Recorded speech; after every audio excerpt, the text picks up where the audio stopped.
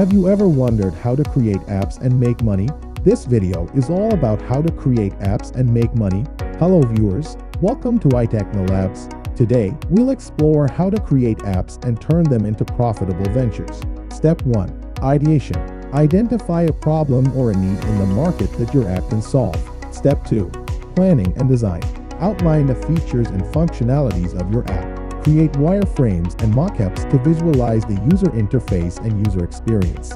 Step 3. Development. Bring your app to life by coding it. Choose the right technology stack and framework to ensure scalability and performance. Step 4. Testing and iteration. Thoroughly test your app for bugs and glitches. Gather feedback from beta testers and iterate based on their suggestions. Step 5. Launch. Prepare for launch by creating a marketing strategy. Choose the right platform like App Store or Google Play, etc. and optimize your app listing for maximum visibility. Step 6. Monetization. There are various ways to monetize your app, such as in-app purchases, subscription models, advertisements, or offering premium features.